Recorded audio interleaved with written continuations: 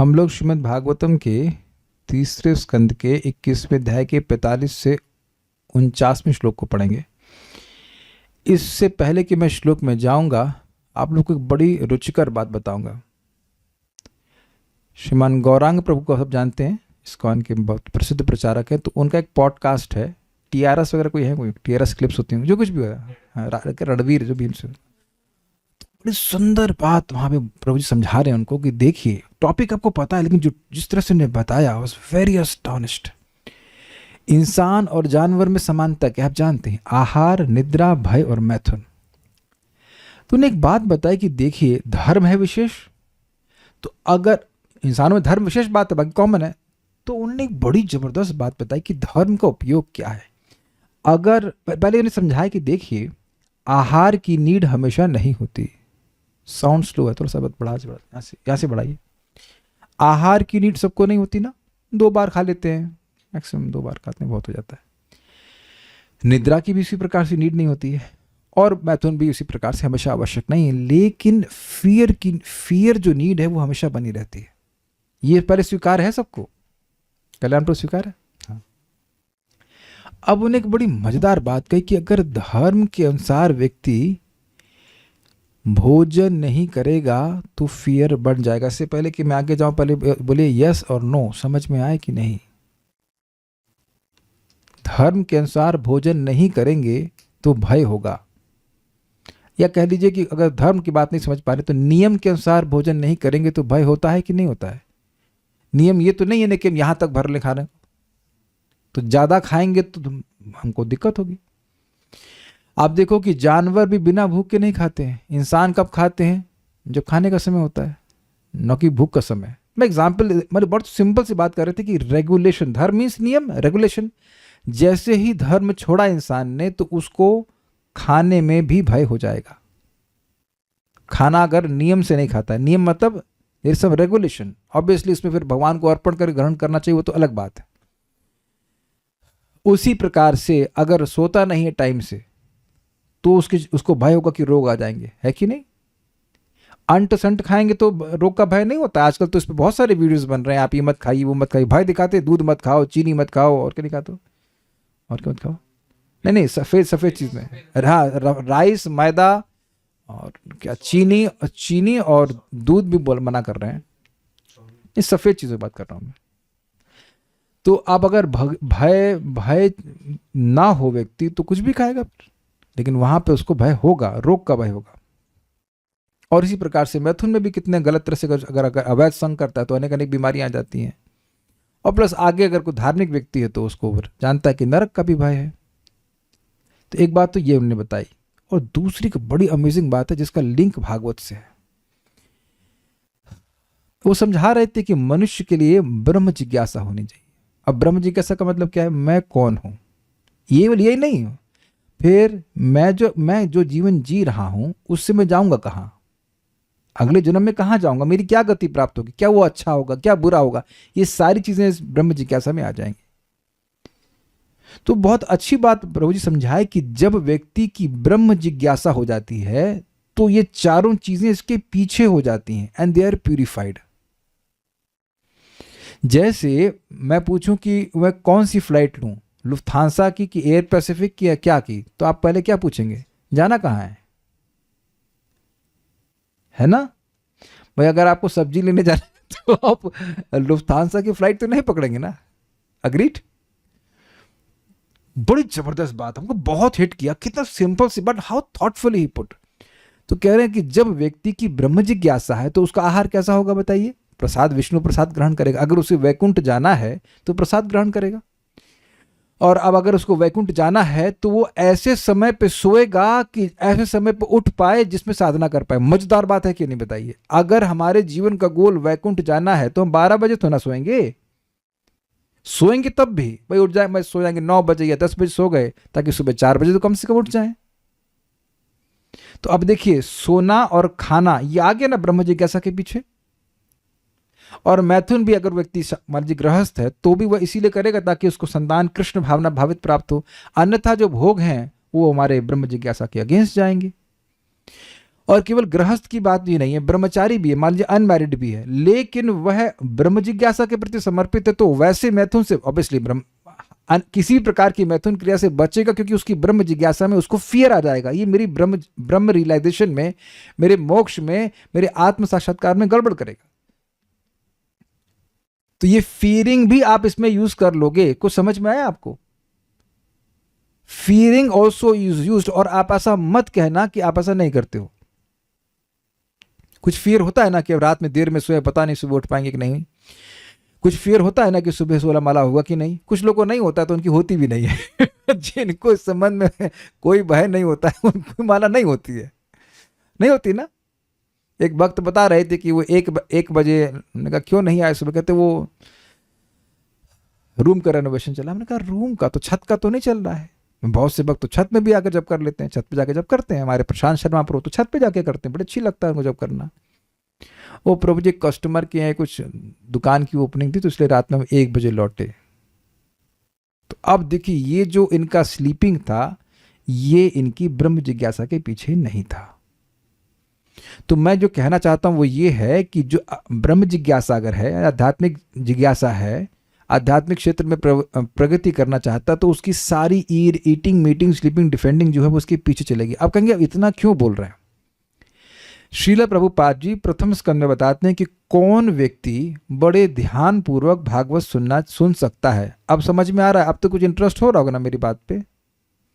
प्रभुपाद जी बिल्कुल स्पष्ट कहते हैं कि वो व्यक्ति बड़े रैप्ट भाव, रैप्ट मतलब बिल्कुल एकाग्र चित्त से भागवत में सुन सकता है, जिसका मन पवित्र हो। तो यही तो बात। अब फिर एक क्वेश्चन बनेगा, मन कैसे पवित्र होगा? तो कह रहे हैं जिसकी क्रियाएं पवित्र हो, एक्शंस आर प्योर। तो फिर एक प्रश्न बनेगा, एक्शन कैसे प्योर होंगे? तो फिर कहते हैं one who's eating, mating, sleeping and defending are pure, are purified. सारा समझ में आ रहा है मैंने सब बातें क्यों कह रहा हूं? क्योंकि बद्ध जीव के 4 कार्य होते ही हैं, उन्हीं को थोड़ा घुमा फिरा के व्यक्ति करता है, लेकिन करता यही सब कार्य है। तो अब आपको समझ में आ गया कि ये purified eating, mating, sleeping, defending क्या हुए। ये ईटिंग, मेटिंग, स्लीपिंग, डिफेंडिंग हमारे आत्म साक्षात्कार के पीछे होने चाहिए, उसको डिस्टर्ब करने वाले नहीं होने चाहिए। Should be aligning with it, not disturbing it. तो जब ऐसा व्यक्ति करेगा तो उसका मन, उसकी क्रियाएं पवित्र होंगी, उसका मन पवित्र होगा, और मन पवित्र होगा तो भागवत में लगेगा। अब मैं भी कुछ दिन पूरा सुन लूंगा तो फिर शेयर कर दूंगा, आप लोग सुन लेना। लेकिन हमको बहुत सुंदर शिक्षा ग्रहण करने को मिली, वेरी प्रैक्टिकल। हमेशा तो भागवत नहीं सुन रहे हैं, लेकिन उसके बाद जो बाकी आप कार्य कर रहे हैं उसका अलाइनमेंट समझते हैं। अलाइनमेंट मीन्स डो टेलिंग कह लीजिए, जो भी कह लीजिए, वो उससे अलग नहीं जाने चाहिए। वेरी, आई डोंट नो आप लोगों को कैसा लग रहा है, हमको तो बड़ी सुंदर शिक्षा मिली थी, बहुत अच्छा लगा था हमको। एक बात मैं शेयर कर देना चाहता हूं, जो कि यहां पे आप कर्दम ऋषि में देख रहे हैं। उन्होंने बड़ी सुंदर बात कही कि रिनंसिएशन मीन्स तुष्टि। रिनंसिएशन मतलब त्याग नहीं होता है। भक्ति करके जीव जब संतुष्ट हो जाता है तो अपने आप वह भोगों को त्यागता है। जैसे कर्दम ऋषि के बारे में भी आपने सुना था कि शांत थे, उनका मन शांत था। कल वेदवादी ने एक बहुत ही मजेदार बात बताई और हमको बड़ा अच्छा लगा इस पॉइंट पे, कि मान लीजिए हम प्रभु जी को बोल रहे हैं, मान लीजिए बिना किसी टेंशन के किसी लड़के को मालूम चल जाए कि परसों एक राजा आ रहे हैं राजकुमारी से शादी कराने के लिए, तो शांत रहेंगे, बहुत सुंदर है, बहुत धनवान है, तो आपने सोचेगा ना कि अरे कैसी होगी, बड़ी सुंदर लगेगी, ये नहीं है ना। लेकिन इनके बारे में क्या लिखा है? शांत चित्त। मतलब अभी पिछले श्लोकों में लिखा हुआ है, इन्हें भगवान मनु महाराज उस आश्रम में पहुंचे जहां कर्दम ऋषि एकदम शांत भाव से बैठे। He is not very excited कि आहा भगवान तो गोज के लाए होंगे, बड़ी अच्छी, ही इज नॉट एक्साइटेड। तो इनमें यह भावना नहीं रखनी चाहिए कि वो भोगी व्यक्ति हैं।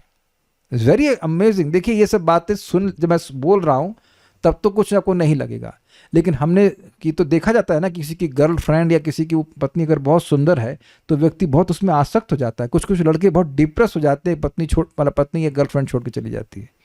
But he is not like this, he is detached. और आगे भी आप जीवन में देखेंगे कि बहुत वो डिटैच्ड हैं, because he is satisfied in भक्ति। भक्ति करके वो संतुष्ट हैं इसलिए। तो खैर आपने कल सुना था कि किस प्रकार से बड़ी सुंदर रमणीय प्राकृतिक सौंदर्य से युक्त आश्रम में वह पहुंचे थे। मनु महाराज यानी स्वयंभू मनु अपनी पत्नी शतरूपा के साथ और अपनी बेटी देवाहुति के साथ। अगुति को क्यों नहीं लाए? क्योंकि अगुति शादी नहीं करनी है इनसे, वेरी सिंपल, देवाहुति की करनी है, तो इसलिए उनको लेके आए हैं यहाँ पे। अब उसके बाद क्या देखते हैं हम श्लोक में देखते हैं। प्रविश्य तत्तीर्थवरम आदिराजः सहात्मजः। प्रविश्य तत्तीर्थवरम आदिराजः सहात्मजः। ददर्श मुनिमासीनं तस्मिन् हुतहुताशनम्। ददर्श मुनिमासीनं तस्मिन् हुतहुताशनम्। विद्योतमानं वपुषा तपसि उग्रयुजाचिरम्। विद्योतमानं वपुषा तपसि उग्रयुजाचिरम्। नातिक्षामं भगवतः स्निग्धापाङ्गावलोकनात्। नातिक्षामं भगवतः स्निग्धापाङ्गावलोकनात्। तद्व्याहृतामृतकला पीयूष श्रवणेन च। तद्व्याहृतामृतकला पीयूष श्रवणेन च। प्रांशुपद्मपलाशाक्षं जटिलं चीरवाससम्। प्रांशुं पद्मपलाशाक्षं जटिलं चीरवाससम्। उपसंश्रित्य मलिनं यथार्हणम् असंस्कृतम्। उपसंश्रित्य मलिनं यथार्हणम् असंस्कृतम्। असंस्कृतम होना चाहिए, बोलिए। प्रविश्य तत्तीर्थवरम आदिराजः सहात्मजः। प्रविश्य तत्तीर्थवरम आदिराजः सहात्मजः। ददर्श मुनिमासीनं तस्मिन् हुतहुताशनम्। ददर्श मुनिमासीनं तस्मिन् हुतहुताशनम्। विद्योतमानं वपुषा तपसि उग्रयुजाचिरम्। विद्योतमानं वपुषा तपसि उग्रयुजाचिरम्। नातिक्षामं भगवतः स्निग्धापाङ्गावलोकनात्। नातिक्षामं भगवतः स्निग्धापाङ्गावलोकनात्। तद्व्याहृतामृतकला पीयूष श्रवणेन च। तद्व्याहृतामृतकला पीयूष श्रवणेन च। प्रांशु, फिर आगे नेक्स्ट श्लोक। प्रांशु पद्मपलाशाक्षं जटिलं चीरवाससम्। प्रांशु पद्मपलाशाक्षं जटिलं चीरवाससम्। उपसंश्रित्य मलिनं यथार्हणम् असंस्कृतम्। उपसंश्रित्य मलिनं यथाहरणम् असंस्कृतम्। उस पवित्र स्थान में जिसका वर्णन आप सुन चुके हैं, बिंदु सरोवर वाला आश्रम, आदि राजा स्वयंभू मनु ने, आदि राजा क्यों कह रहे हैं? क्योंकि इससे पहले कोई राजा थे नहीं, अपनी पुत्री यानी देवाहुति सहित प्रविष्ट हुए और उन्होंने जाकर देखा कि अभी अभी पवित्र अग्नि में आहुति देकर वे मुनि अपने आश्रम में आसन लगाए थे। कौन मुनि? कर्दम मुनि। मैं बार बार इसको याद दिला रहा हूं, ऐसा ना हो कि मैत्री मुनि कर दे, गड़बड़ हो जाएगी ना। ना, कर्दम मुनि। उनका शरीर अत्यंत आभावान था। आभावान मतलब कांतिमान। देखिए, ये कांति क्रीम से नहीं आती है। मैं नहीं समझ रहा हूं कि मार्केट में कांति क्रीम नाम से भी कोई बिकती होगी। You know that Kanti cream, fair and lovely can not make it कांति युक्त। कांति युक्त नहीं, चेहरा डल लगता है लोगों का। वो अब जो लोग रात में बहुत देर में जगते हैं, पूरी रात जगते रहते हैं, उनके चेहरे पे कांति आ ही नहीं सकती। देखिए, जब हम बचपन में हीरोओं को देखते थे तो इम्प्रेस हो जाते थे। अब कभी कदाचित तो कभी फोटो आ जाती है तो दिखाई पड़ता है कि इनके चेहरे पे कोई कांति नहीं है। झुर्रियां तो है, देखिए झुर्री एक अलग बात है, लेकिन युवा भी है तो कांति नहीं है, कोई चमक नहीं है। लेकिन वो चमक क्रीम वाली नहीं है। अगर कुछ लोगों की है भी तो वो क्रीम लगा के पोत पात कर लेते हैं, क्रीम वाली चमक नहीं होती है। नेचुरल आभा, नेचुरल ओज जिसे कहते हैं। यद्यपि वे दीर्घ काल तक कठोर तपस्या में लगे हुए थे, किंतु वे तनिक भी क्षीण नहीं थे। अभी ये कहने किंतु करने का मतलब क्या हुआ? ऐसा नहीं था कि उनको भी 3 टाइम खाना मिल रहा है। कौन था जब तक खाना बनाने वाली तो कोई थी नहीं, तो क्या भाई अपना कंदमूल आदि के रखे खा के वो जी रहे होंगे, फिर भी वे क्षीण नहीं थे, क्योंकि भगवान ने उन पर कृपा कटाक्ष किया था और उन्होंने भगवान के चंद्रमा के समान स्निग्ध अमृतमय शब्दों का पान किया था। भाई ये सब बातें समझ में नहीं आ रही होंगी। हिरण्यकशिपु को तो सब जानते होंगे, महाअवतार नरसिंह पिक्चर तो देख ही ली होगी आपने, तो आप जान रहे हैं वो ऐसे खड़े होके भाई साहब तपस्या कर रहे थे और चींटियां उनके मांस को खा गई थी, हैं सब जानते हैं। तो ब्रह्मा जी पर आए और देखे तो पहले उनको समझ में नहीं आया कि कहाँ से तपस्या हो रही, कहाँ बैठ के तपस्या कर रहा है, पूरा तो पहाड़ बन गया था। फिर उनका ध्यान गया कि ये यहाँ पे जो पहाड़ है उसी के अंदर भी व्यक्ति है।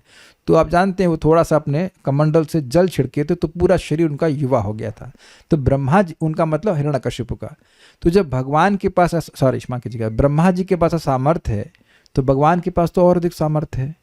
आपने सुना था कि भगवान आकर के देखे कि मेरा भक्त कितना तपस्या कर रहा है, तो उनका हृदय जो वो दया से युक्त हो गया था, उनकी आंख से आंसू आ गए थे। तो स्वाभाविक सी बात है कि भगवान को अच्छा नहीं लगा कि मेरा भक्त इतना सूख गया है भजन करते करते, तो भगवान ने देखा और उनके शरीर को ठीक कर दिया। यही बात समझ में आ रही है। तो एक तो भगवान की कृपावलोकन हुआ, और दूसरा भगवान ने जो शब्द बोले वो अमृत के समान थे। क्षमा की, चंद्रमा के द्वारा, ये लिखा ना क्या, अमृतमय शब्द को, यस अमृतमय शब्द थे। चंद्रमा जैसे अपनी किरणों से अमृत का स्राव करता है, उसी प्रकार से भगवान ने अपने शब्दों के द्वारा उनको जीवंत कर दिया। अब देखिए भगवान के शब्दों का सीधा अनुभव कैसा होता होगा, वो तो उसी व्यक्ति को अनुभव हो सकता है जिसको अनुभव करे। यही बात हम भी बोल रहे हैं कि भगवान के शब्द जो है वो भगवान से अभिन्न हैं और उनका सुन करके वह जीवंत हो गए। महाराज इस बात को समझाते हैं प्रथम स्कंद की कथा में, जब भगवान द्वारिका में प्रवेश करते हैं तो बूढ़े भी सब युवा हो गए, भगवान को देखते थे। भगवान की दृष्टि में इस प्रकार की शक्ति है, भगवान के अंश हैं महाविष्णु, और वो अपनी दृष्टि से ही पूरी जगत की सृष्टि कर लेते हैं। तो भगवान के सामने जाना चाहिए, इसे शिक्षा और भी मिल रही है। या तो घर में बिक रहे हो या तो मंदिर में जाइए, तो उससे व्यक्ति, अब जैसे यहाँ देख रहे हैं कि स्वस्थ रहता है। मुनि लंबे थे, इसको किसी एक टीका में, हाँ शायद चक्रवर्ती पाद की टीका में इसमें रखा नहीं, उसमें लिखा हुआ 6 फीट के थे। उनकी आंखें बड़ी बड़ी थी मानो कमल दल हों। इसको नहीं रियलाइज कर सकते कि सबकी आजकल आंखें छोटी होती जा रही हैं, चाइना इफेक्ट, लेकिन some devotees, some people have that. नहीं तो लोग क्या करते हैं, वो क्या मस्कारा होता है, क्या होता है वो मस्कारा बोलते हैं, ब्लैक लगा लेते हैं, काजल, आई एम नॉट श्योर, मुझे नहीं पता ऑब्वियसली, काजल ऐसे लगा लेते हैं और ऐसे इफेक्ट देते हैं कि आंखें जो हैं वो नहीं लंबी नहीं, कमल जैसी हैं बड़ी हुए हैं कमल होते हैं, आंखें छोटी ही हैं, I don't know, but eye liner, yes, तो आप लग रहा है यूज़ करते हैं हमको नहीं पता, हमने कभी लगाया नहीं, हमको नहीं पता, लेकिन हम इसको बस देख रहे हैं कि लोग करने का प्रयास करते हैं ऐसा, बड़ी बड़ी आंखें। एक भक्त को हम जानते हैं, हम नाम नहीं रख रहे उसका, लेकिन उसकी आंखें बड़ी प्यारी थी, बहुत अच्छे भक्त हैं, और वो उनकी आंखें एकदम गोल गोल सी बड़ी बड़ी सी थी, बहुत कम लोग की सी आंखें होती हैं।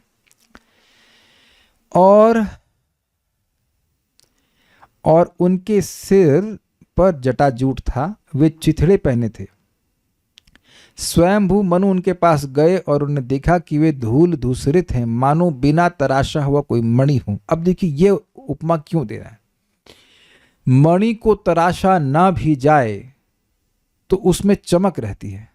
तो यद्यपि इन्होंने कोई बहुत अच्छे कपड़े नहीं पहने हुए थे, लेकिन जो इनका ब्रह्मतेज था, ब्रह्मचर्य का पालन करने से और भगवान की सेवा करने से वह प्रकट हो रहा था। लेकिन अब क्योंकि मट्टी उसी जमी हुई थी, इस कारण से पूर्णतः प्रकट नहीं हो रहा था। ये बात इसलिए यहाँ पे उदाहरण दिया जा रहा है। एक फोटो में रखे हैं, एक फोटो ही है, यहाँ पे मनु महाराज हैं, उनकी पत्नी है, या पता पत्नी बोलिए या बेटी बोलिए, हमको नहीं पता कि पत्नी को क्यों छोड़ दिए, लेकिन पत्नी को छोड़े नहीं होंगी, यद्यपि श्लोक में पत्नी का मेंशन नहीं है। लड़के को तो माँ भी देखती है बहुत इंपॉर्टेंट है, तो माँ भी होंगी कहीं पे, लेकिन यद्यपि श्लोक में नहीं, तो मान के चल सकते हैं कि इनकी बेटी ही पीछे है। और ये मत सोच लीजिएगा कि कर्दम ऋषि बहुत बूढ़े दिख रहे हैं, अभी क्या करने, चैट जीपीटी को समझ में नहीं आ रहा था, लेकिन अब 10,000 साल के तो हैं ही, तो अब दाढ़ी वाइट हो गई होगी उसका हम नहीं कह सकते कुछ, लेकिन अग्नि को आहुति दे करके वह चमक रहे हैं, तो कुछ धारणा हो गई श्लोक की। ये बड़ा अच्छा है कि बड़े टाइम से आ गया है, हम हर श्लोक की एक कॉमिक बना सकते हैं, हर श्लोक की ऑलमोस्ट। सबको समझ में आ रहा है फोटो के द्वारा। तो यहाँ मनु महाराज है, ये तो है कि भले आप ध्यान ना देते हो ऐसे कभी कभी, लेकिन जब फोटो आ जाती है तो व्यक्ति ध्यान दे लेता है, उसको याद आता है कि हमने ये चीज़ सुनी थी। तो मनु महाराज अभी आ गए हैं यहाँ पे। श्लोक के अन्वय को देखते हैं। आदिराज मनु महाराज ने क्या ये कहाँ चला गया?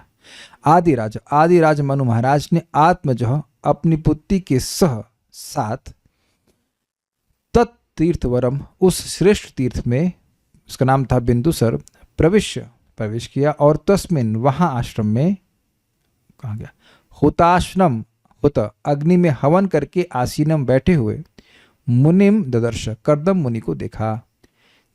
कैसे, किस रूप में देखा? तो कह रहे हैं चिरम, बहुत काल से, तपसी, तपस्या में, उग्र युजा, कठोर योगाभ्यासी, मतलब बहुत समय तक योग का अभ्यास कर रहे थे वो, ऐसे रूप में देखा।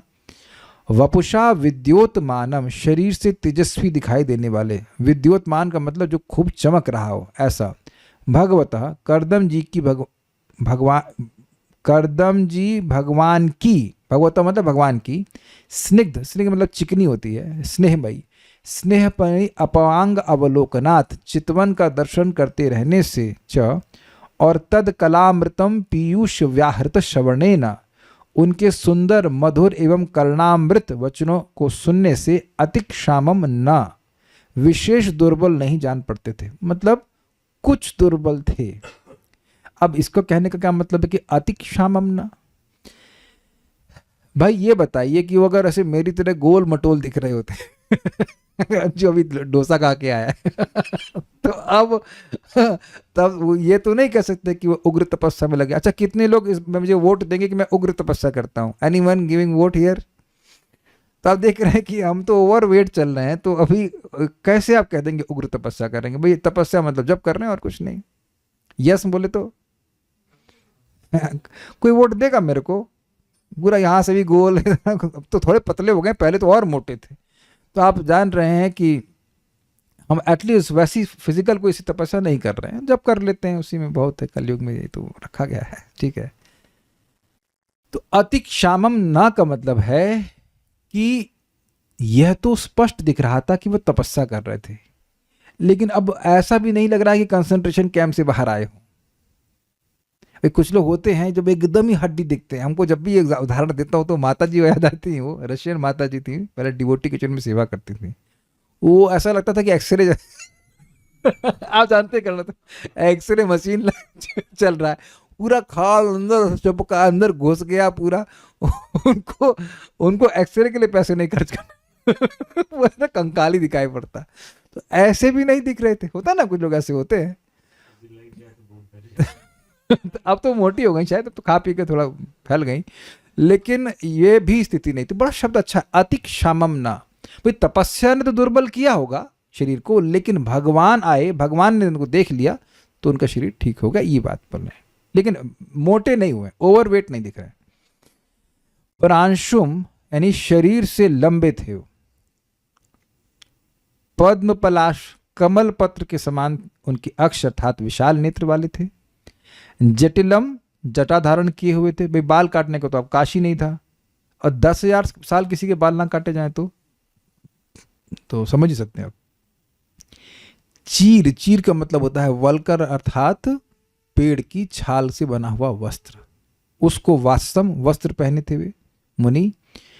उपसंस्कृत्य पास में देखने से, असंस्कृतम अहरणम बिना तराशी हुई बहुमूल्य मणि के यथा मलिनम समान मलिन लग रहे थे। तो किसी को यह कहना कि वह मलिन लग रहा था, ये कोई विशेषण है नहीं। कैसे मलिन लग रहे थे यह देखना होगा आपको। कोई बहुमूल्य मणि है और उसको तराशा ना जाए, तराशा समझते हैं आप लोग, तराशना में शार्पन ना किया जाए तो उसकी चमक पूर्णतः प्रकट नहीं होती है। लेकिन ऐसा नहीं कि उसकी चमक प्रकट ही नहीं होती है। अगर चमक वो दमी कोयला हो, कोयले को नहीं तराशा जाता है, कोयले को तराशेंगे तब क्या होगा, तब भी काला ही रहेगा, है ना।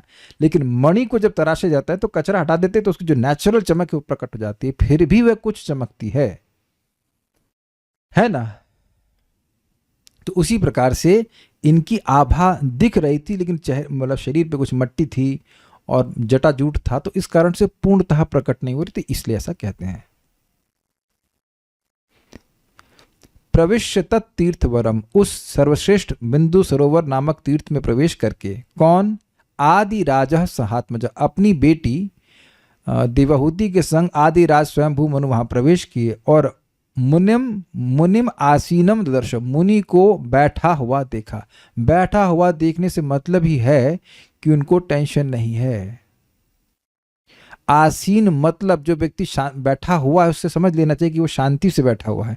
ऐसा नहीं चिंता कर रहे हैं कहाँ इतना टाइम हो गया, भगवान बोले कैसी होगी वो, उसका स्वभाव ठीक है, ऐसा कोई टेंशन नहीं। वो अपना काम में लगे पड़े, अपने तपस्या कर रहे हैं या अपना धर्म का संपादन कर रहे हैं। आप लोग को ऐसा लग जरूर रहा होगा, लेकिन जब भूख लगी हो, कभी हम लोग आश्रम में तो खूब अनुभव किए हैं, और बड़ी कस की भूख लगी और कुछ माला बाकी रहे तो सारा माला कहाँ जाता है? कृष्ण हॉल में जाता है कि नहीं?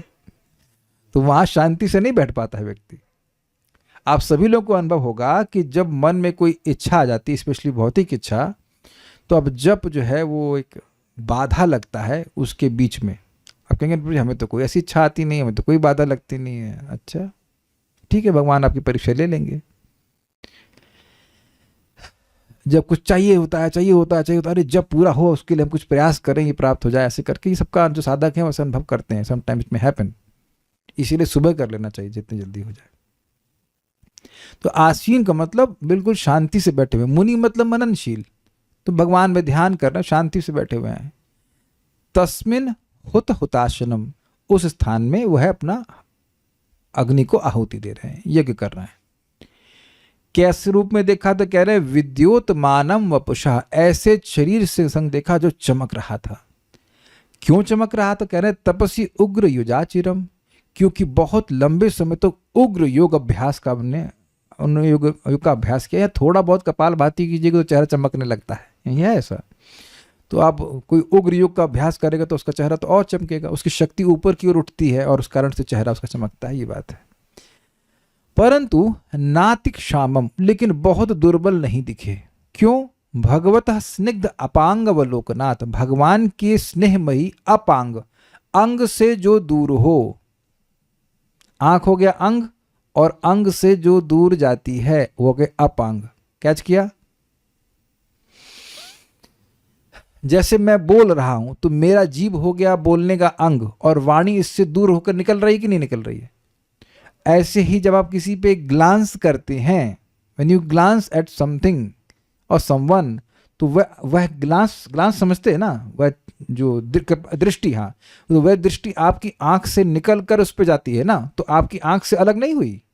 तो उसे अप प्लस अंग, अप मतलब दूर और अंग मतलब अंग, तो आंख रूपी अंग से जो दूर जाए उसे कहेंगे अपांग, अर्थात चितवन से, चितवन मतलब दृष्टि अवलोकन से,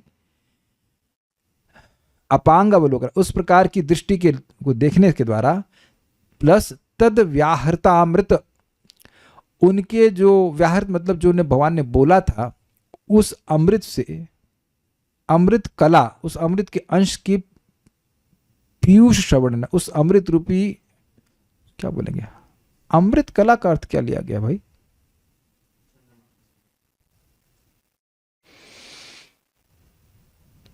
ठीक है, अमृत कला का मतलब हुआ चंद्रमा के समान।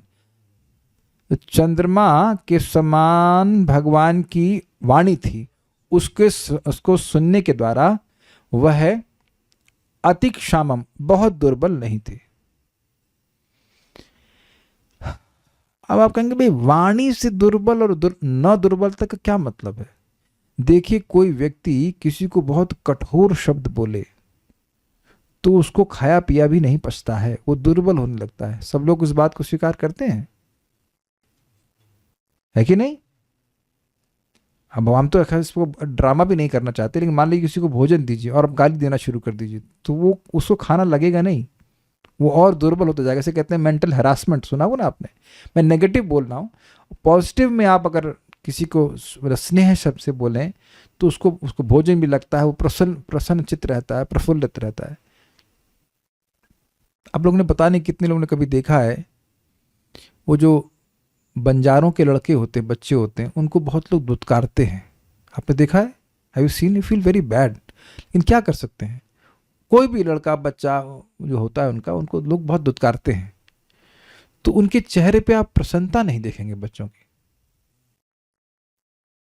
मैं तो बेचारे भीख मांगते रहते हैं या उनको लोग दुत्कारते रहते हैं, तो भले कोई मारे नहीं, लेकिन जो बार बार दुत्कार मिल रही है उससे व्यक्ति का मनोबल टूट जाता है, उसका मन में प्रसन्नता नहीं रहती। शायद सब लोग इस बात को समझ रहे होंगे, शायद देखा भी होगा आपने ऐसा, नहीं? यानी हाँ, जब मैं ऐसे देखता हूँ कभी ऐसे लोगों को, तो तब समझ में आता है कि भगवान हमें कितना बड़ा भाग्य दिए है कि मेरी माँ और मेरे पिताजी ने मुझे से कोई रोड पे फेंक नहीं दिया। Sometimes we tend to neglect our fortune. कभी सोचते हैं इस तरह से आपकी, ऐसे you could have been at that place. Anyways, तो हम समझा रहे थे कि भगवान के अमृत जो शब्द हैं वह अमृतमय है, उसको सुन करके ही लोग जीवंत हो जाते हैं। प्रांशु, वो लंबे थे। पद्म पलाशाक्षम, उनकी आंखें कमल के पत्ती के समान थी, कमल का जो फूल का पत्ती होती है। जटिलम चीर वाससम, वो जटाजूट धारण किए हुए थे, और चीर वाससम, उनने वल्कल यानी कि पेड़ की छाल का वस्त्र बना करके उसको पहना हुआ था। उपसंसृत्य, और पास से देखने से मलिनम, वह मलिन दिख रहे थे। यथा अर्हणम असंस्कृतम, जैसे कोई मणि असंस्कृत मतलब तराशी नहीं हुई हो वैसे दिखाई पड़ रहे थे। हमें लगता है हम श्लोक तो केवल 3 ही ले पाएंगे, लेकिन जितना भी हो जाए, प्रभुपाद का तात्पर्य बहुत अच्छा है। श्रीधरी, ब्रह्मचारी के लिए जिस प्रकार का अग्निहोत्र विहित है उस प्रकार का अग्निहोत्र करके एक महर्षि कर्दम बैठे थे। बहुत दिनों तक उग्र तपस्या करने के कारण उनका शरीर देदीप्यमान यानी चमक रहा था। श्री भगवान की वाणी ही अमृता अर्थात अमृतमय चंद्रमा की कला है। जो बात समझ में आ रही हुआ है कि चंद्रमा की कला मतलब चंद्रमा की जो किरणें हैं, तो भगवान की जो वाणी है वह अमृत, जैसे चंद्रमा की किरणें लोग यहाँ पे सब्जी फल आदि में रस भर देती हैं, इसी प्रकार से भगवान की वाणी ने इनके शरीर में रस भर दिया, उनको पुष्ट कर दिया कुछ। उस अमृतमय श्री भगवान की वाणी का श्रवण करने के कारण महर्षि का शरीर यद्यपि कृष्ण हो गया था, फिर भी वह कृष्ण नहीं प्रतीत हो रहा था। कृष्ण मतलब पतला, पतला था तपस्या करने से, लेकिन भगवान को देखने से, भगवान के द्वारा देखे जाने से और भगवान की वाणी सुनने से वो कृष्ण नहीं लग रहा था। He was little healthy. ऐसे महर्षि कर्दम को स्वयंभू मनु ने देखा। महर्षि का शरीर लंबा था। उन महर्षि के सन्निकट में जाकर स्वयंभू मनु ने उनको मलिन देखा। जो अब देखिए, ये मलिन किसी को देखने का अनुभव है आपको? हम लोग मॉर्निंग वॉक के लिए जाते हैं, तो वेदवादी भी जा रही हैं, हम भी जा रहे थे, दिखाई पड़ता है कि कुछ लोग जो वर्कर इधर सोते होते रहते हैं, उठ करके ऐसे लार बहाते हुए सुबह के कृत्य करने के लिए जा रहे होते हैं, तो they are not really clean so to speak. तो उस तरह से मलिन देखा। क्या यहाँ पे लार बह रही है इनकी? नहीं, क्योंकि वो तपस्या कर रहे थे इसलिए शरीर पे ध्यान नहीं दे रहा था। ये नहीं कहना चाहिए कि वह स्नान नहीं कर रहे थे, दैट इज इम्पॉसिबल। क्यों इम्पॉसिबल?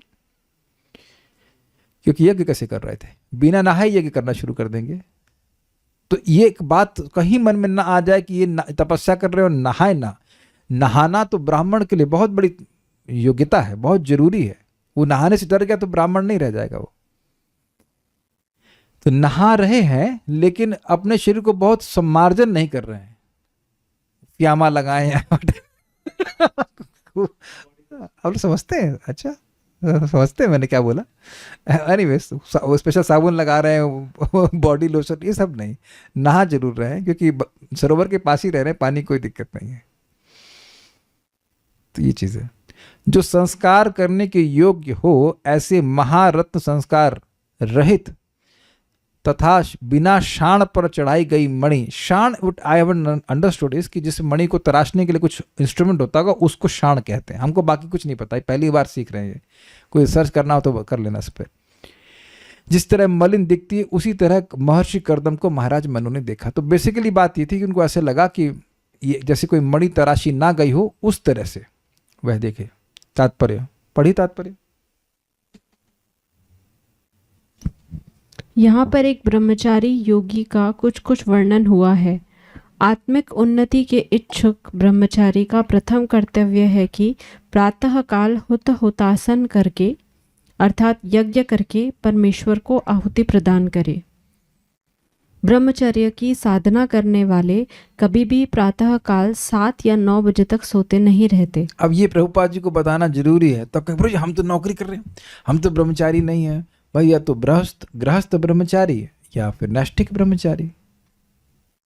अब अगर ये भी नहीं है तो ग्रह मेदी and they are not brahmacharis. मैं अभी अब आप देख रहे हैं कि मैंने वो इस पूरे आज की क्लास को मैंने शुरू किस टॉपिक से किया था? Why are you sleeping, why are you sleeping. क्या मेरी जो स्लीप है वो मेरे आध्यात्मिक साक्षात्कार के पीछे है? तो उसके पीछे है तो हमें सुबह उठने में कठिनाई नहीं होगी।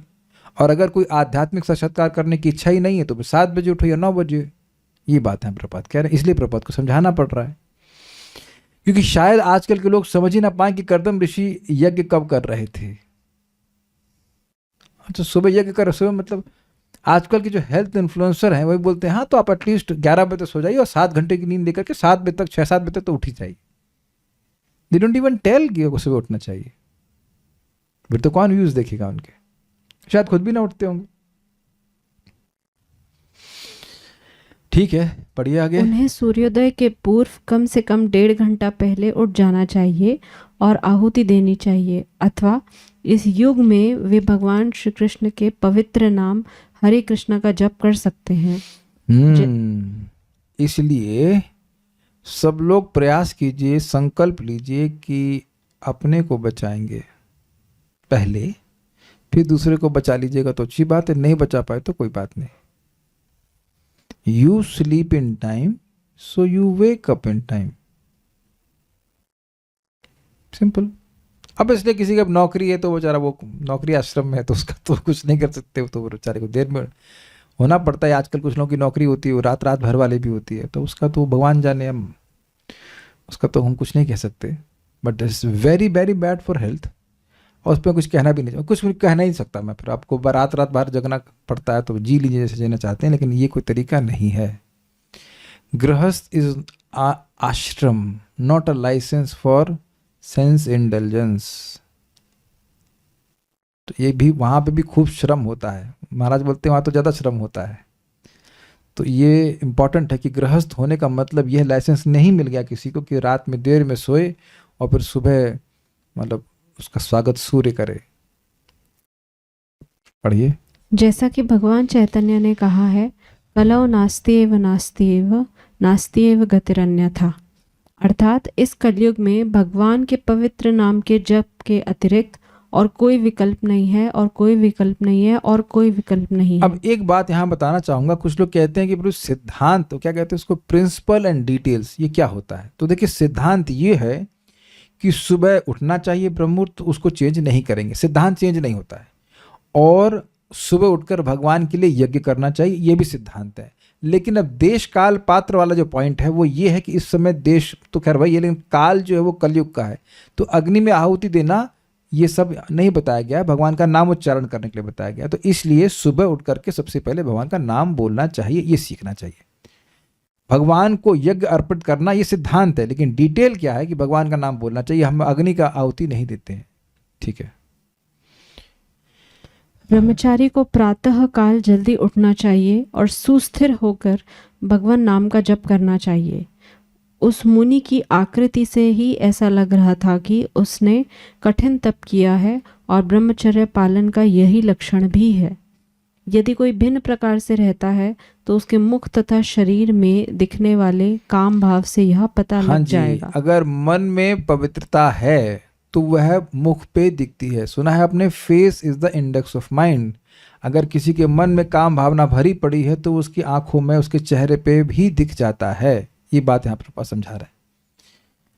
आप कभी देख लीजिएगा कि 8-8 बजे जो लोग उठ रहे हों, उनके चेहरे में कोई प्रसन्नता भी हो, इट्स ऑल डाउन ओनली। हम तो ये कहना भी नहीं चाहेंगे कि कोई व्यक्ति ट्राई करके देखे। It is such a misery, such a misery. एक भक्त हमको हमारे संग आश्रम में रह चुके हैं और अभी वो गृहस्थी में हैं, तो वो खुद अपना कुछ बरसना से कर रहे थे कि प्रभु जी मैं सोचता हूँ कि मैं क्या था और मैं क्या हो गया, इत्यादि इत्यादि। मतलब वो देर में उठ रहे हैं, 7:30 बजे 8 बजे। हम नाम तो नहीं रख सकते हैं, लेकिन हम एक अपने ही संग में हमारे ब्रह्मचारी थे पहले, तो पार्टी में भी गए थे 2015 में हमारे साथ, सरसों का तेल चुराए थे चुराए थे मतलब अपने आलू की चोखे के लिए बट गए थे हम लोग एक दिन कहीं पे, कृष्णा ग्रीन से कहीं पे तो गए थे, उनका खुद का घर है। तो पहले तो पैंट शर्ट में आए थे, वो तो एक अलग बात है, लेकिन चेहरा एकदम डाउन था। तो मैं पूछा भी नहीं कि आपने माला करी है कि नहीं करी। If you chant your rounds, you get up in the morning, you feel, आपका चेहरा अलग होगा ना। तो देखिए, लेबलिंग से काम नहीं चलता है कि हम इस, एक महान सन्यासी बोल रहे थे इस बात में कि it's not sufficient to get initiated and have a fancy name. समझे मेरी बात? दीक्षा हो गया और बहुत सुंदर सा नाम दे दिया गया उनको, सो एंड सो दासी या दास, लेकिन अब उसके अनुरूप भजन भी तो करना होगा ना। इज नथिंग टू विद ब्रह्मचारी और गृहस्थ, मतलब आश्रम से मतलब नहीं है। आप जब प्रताप रुद्र, महाराज प्रताप रुद्र ने भगवान चैतन्य महाप्रभु के पार्षदों को देखा, अद्वैताचार्य और अन्य सब भक्तों को देखा, तो उसमें बहुत कम सब ब्रह्मचारी आश्रम में थे, लेकिन उनका तेज इतना था कि वो देख करके आश्चर्यचकित हो गए थे। So they were all practising Krishna consciousness. अभी तो वो तो खैर भगवान है, कोई दिक्कत ही नहीं, लेकिन अन्य भक्त तो सारे भगवान नहीं है ना।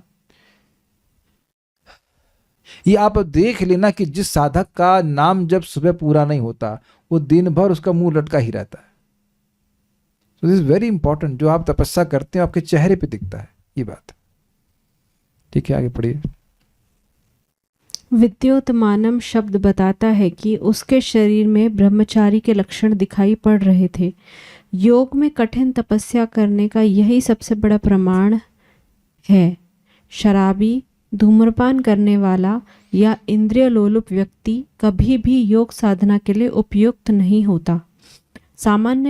सामान्य रूप से योगी अत्यंत दुर्बल दिखते हैं क्योंकि वे सुविधा संपन्न स्थिति में नहीं रहते, किंतु कर्दम मुनि दुर्बल नहीं थे क्योंकि उन्हें पूर्ण पुरुषोत्तम भगवान के साक्षात दर्शन हुए थे। यहाँ पर स्निग्ध पांगावलोकनाथ का अर्थ है कि उन्हें भगवान का साक्षात दर्शन करने का सौभाग्य प्राप्त हुआ था। वे स्वस्थ लग रहे थे क्योंकि उन्होंने भगवान के कमल अधरों से निस्सृत अमृतमय शब्दों का सीधे पान किया था। निस्सृत मतलब जो बाहर आए थे। हाँ जी। इसी प्रकार जो भगवान के पवित्र नाम हरे कृष्ण की दिव्य ध्वनि को सुनता है, उसका स्वास्थ्य सुधर जाता है। हमने वास्तव में देखा है कि अनेक ब्रह्मचारी तथा गृहस्थ जो अंतर्राष्ट्रीय कृष्ण भावनामृत संघ से जुड़े हैं, उनका स्वास्थ्य सुधर गया है और उनके मुखमंडल पर कांति आ गई है। हाँ, और ये देखा जाता है कि जो लोग बिल्कुल, ये हम एकदम नाम नहीं रख सकते कि हम एक स्टूडेंट को जानते हैं, बिल्कुल चूसे हुए आम जैसा चेहरा था उनका जब वो भक्ति में आए थे। और समझ रहे हैं ना, चूसा आजकल आ रहे ना वो सब दागी आम तो एकदम ऐसा। कुछ दिन भक्ति किए तो चेहरा एकदम खिल गया। भाई देखो, एक सिंपल सी बात है, सभी लोग का अनुभव होगा कि जब चेहरा का, जब मन में कुछ दुख होता है तो चेहरा लटका हुआ रहता है। ये देखा आपने, कभी नहीं देखा? ये होता ही है, लेकिन मन में प्रसन्नता है, मन में संतुष्टि है, तो वो चेहरे पे दिखती है। कुछ उसमें कॉम्प्लिकेटेड तो है ना भाई, ये प्रैक्टिकल है। आप करके देखिए, सुबह उठिए, जो लोग भी कर रहे हैं वो तो कर ही रहे हैं, लेकिन जो नहीं कर रहे हैं वह भी इस बात को समझें कि सुबह उठिए, आप नाम जप कीजिए, आपका चेहरा चेंज हो जाएगा। It has to change. ठीक है। जो ब्रह्मचारी आत्मिक उन्नति में लगा रहता है, उसके लिए आवश्यक है कि वह अत्यंत स्वस्थ और तेजवान दिखे। एक मुनि और बिना तराशे गए मणि की तुलना भी अत्यंत उपयुक्त है। भले ही खान से निकला हुआ मणि बिना पॉलिश के हो, किंतु उसकी आभा को कोई रोक नहीं सकता। उसी तरह अगर कोई बिना फेयर एंड लवली की पॉलिश ना भी लगाए, उसके बिना भी भक्त स्वस्थ रहते हैं। वस्तुतः भक्तों के लिए कोई मेकअप नहीं, चाहे स्त्री हो चाहे पुरुष हो चाहे कुछ हो, ये कंठी और ये तिलक, बस ये मेकअप। और बाकी जो भजन कर रहे हैं वो आपके चेहरे पे दिख जाएगा। वो आजकल क्या बोलते हैं, रूस बोलते क्या होते हैं, लाल लाल से बंदरिया बनाती है क्या रूस बोलते हैं। हम तो कभी ऑब्वियसली यूज नहीं किया, I have never second of noted कि लाल लाल से क्या ये होता है, रूस होता है। मैं भी रॉन्ग, इस शास्त्र का हमने अध्ययन नहीं किया है। और इधर आंख के ऊपर भी पोत लेते हैं, क्या क्या बंदरिया बना के घूमते हैं। उनको बोले जब करो तो ना, अब सब माता जी लोग कुछ बता रहे हैं कि ये होता है वो होता है। अच्छा, अरे नहीं पता होना चाहिए था यहाँ पे लेकिन पता है, इसका मतलब ये दुर्गुण है। भजन करने वालों को सब नहीं पता होना चाहिए। ठीक है।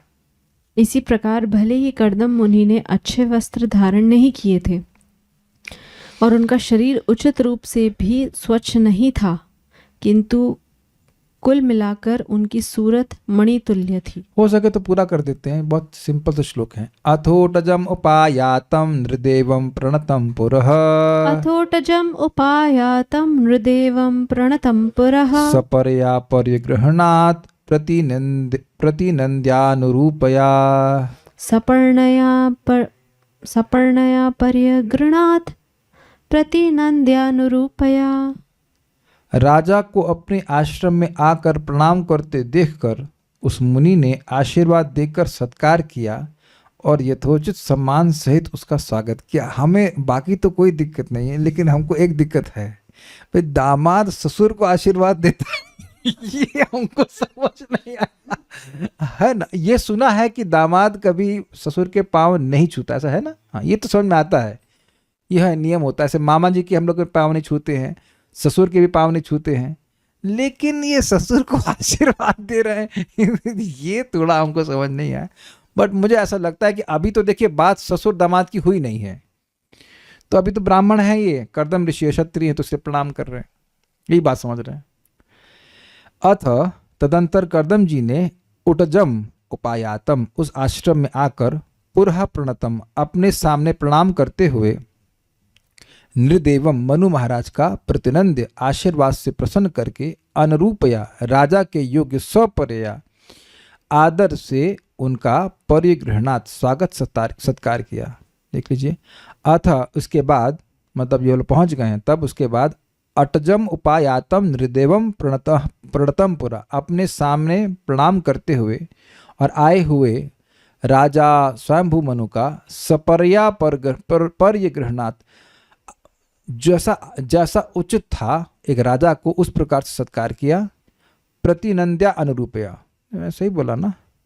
सपर्या मतलब आदर से और उनका स्वागत किया, और प्रतिनंद्या अनुरूपया मतलब उनका राजा के योग्य सत्कार किया। यानी दो बातें हुई, स्वागत किया, आप आए बड़ा अच्छा लगा या स्वागत है, और फिर उसके बाद राजा के समान उनका सम्मान किया। स्वाभाविक सी बात है कि मुनि है तो कोई बहुत सारी चीजें नहीं दे पाए होंगे, लेकिन फल फूल जो भी रहा होगा वो दिए होंगे। तात्पर्य, सम्राट स्वयंभू मनु न केवल कर्दम मुनि की पर्णशाला के निकट गए, वरन उन्होंने उन्हें सादर नमस्कार भी किया। किसने किया? मनु महाराज ने। इसी प्रकार मुनि का भी धर्म होता था कि वे जंगल में जाकर आश्रम के पास पहुंचने वाले राजाओं को आशीर्वाद दे, मतलब जो जंगल में आए हैं, उनकी कुटिया में आए हैं, उनको आशीर्वाद दे। तो इसलिए उनको हमने आशीर्वाद दिया, जो भी आशीर्वाद दिया, कृष्णेर्मति रस्तु या जो भी। अब आखिरी श्लोक देख लेते हैं। ग्रहीतार्हणमासीनं संयतं प्रीणयन् मुनिः ग्रहीतार्हणमासीनं संयतं प्रीणयन् मुनिः स्मरन् भगवदादेशम् इत्याह श्लक्षणया गिरा स्मरन् भगवदादेशम् इत्याह श्लक्षणया गिरा श्लक्षणया गिरा इत्याह श्लक्षणया गिरा इत्याह श्लक्षणया गिरा। मुनि से सम्मान पाकर राजा स्वयंभू मनु बैठ गए और शांत बने रहे। तब भगवान के आदेशों का स्मरण करते हुए कर्दम मुनि अपनी मधुर वाणी से राजा को प्रबोधित करते हुए इस प्रकार बोले। तो कौन अब बोल रहा है? कर्दम मुनि बोल रहे हैं राजा से, राजा नहीं बोल रहे हैं अभी। तो यहाँ एक फोटो है, शांति से कर्दम ऋषि बैठे हुए हैं और वह मनु महाराज से बोल रहे हैं। क्या बोलेंगे वो आगे देखेंगे, पहले इसको बस अन्वय देख लेते हैं। अर्हणम आतिथ्य सत्कार, ग्रहीत ग्रहण करके, किसने ग्रहण किया? मनु महाराज ने ग्रहण किया। आसीनम आसन पर बैठे हुए, संयतम शांत चित्त मनु महाराज को प्रीणयन प्रसन्न करते हुए, मुनि भगवता कर्दम मुनि ने भगवान के आदेशम स्मरण आदेश का स्मरण करके श्लक्षणया गिरा इतिहा मधुर वाणी में इस प्रकार कहा।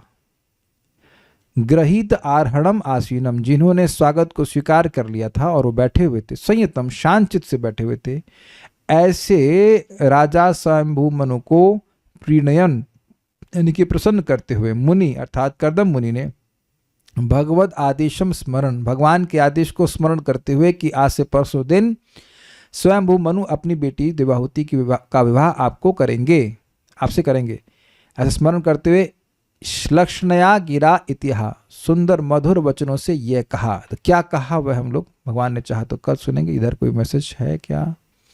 नहीं। So will stop here. Shrimad Bhagavatam की जय, श्रील प्रभुपाद की जय, निताई गौर प्रेमानंदे।